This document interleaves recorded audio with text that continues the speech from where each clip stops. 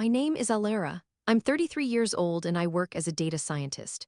At exactly 7 a.m. on a quiet Sunday, I woke up in the guest bedroom of my childhood home in Austin, and within minutes, I realized something was very wrong. The entire balance of my business account was gone, $92,000. Every dollar of my startup seed money vanished overnight. This wasn't spare cash, this wasn't savings, that account was my company. When I confronted my father, Arthur, he didn't panic. He didn't deny it. He barely looked guilty at all. He just shrugged and said, "It was sitting there, we saw an opportunity." Before I explain how I handled it, tell me, where are you watching from? And hit subscribe if you've ever had to defend your future from the people who were supposed to protect it. Because this wasn't the first time. That's what makes it hurt differently, the pattern. My father was a dreamer without discipline. Big ideas, big promises, zero follow-through. At every barbecue, he was the loudest voice in the yard, pitching his next big thing. My mother, Brenda, always stood beside him, nodding along, believing every word. She didn't create the chaos, but she made sure it survived. My earliest memory of this behavior goes back to when I was 10 years old.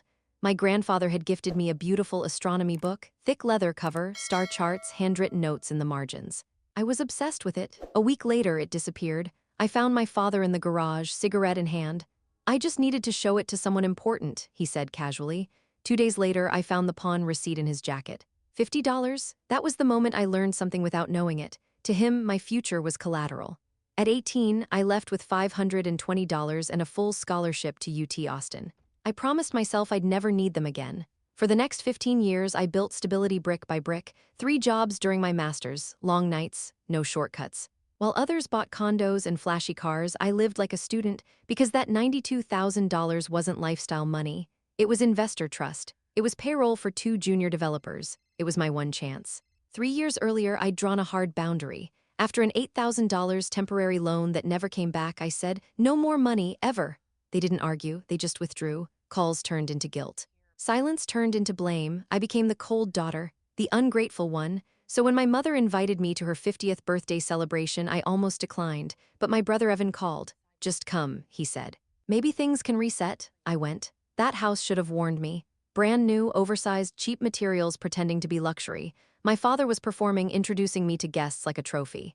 "My daughter runs her own company," he boasted. My mother hovered, asking about investors, smiling too brightly. For a moment, I believed it meant something. Then came the setup. "The old laptop," my father said urgently. "It has your mom's slideshow, baby photos." It froze.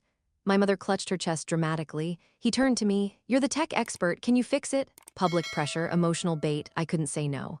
I spent 20 minutes on that laptop, logged into email, cloud storage, typed passwords, approved authentication. I didn't know they'd installed a keylogger.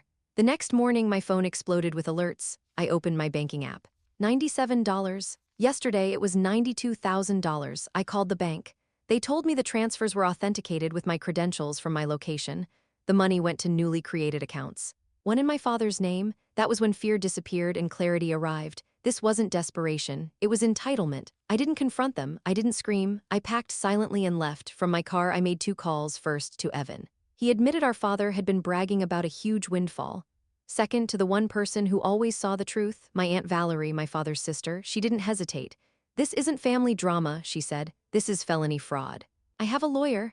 The next 48 hours were pure logistics, police reports, forensic logs, account freezes. Most of the money was gone, but then Valerie uncovered something worse.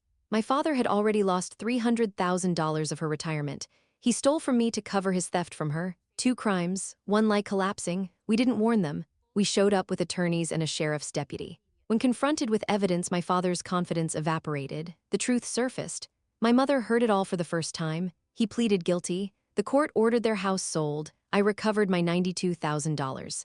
Valerie recovered part of her retirement. Probation, mandatory counseling, no excuses left. A week later, I received his apology letter, 2 pages. Not once did he say, "I stole." I closed the file and closed the door. It's been 1 year. I now stand in a bright office in East Austin, my company's headquarters. We secured a larger funding round. My aunt is our CFO. My brother works with us. We built a family based on trust, not obligation. And here's what I learned. Cutting ties with toxic people isn't cruelty. It's survival. Blood may be thick, but it can still drown you. Have you ever had to choose between family and your future? Share your story below. And remember, you have every right to protect your peace.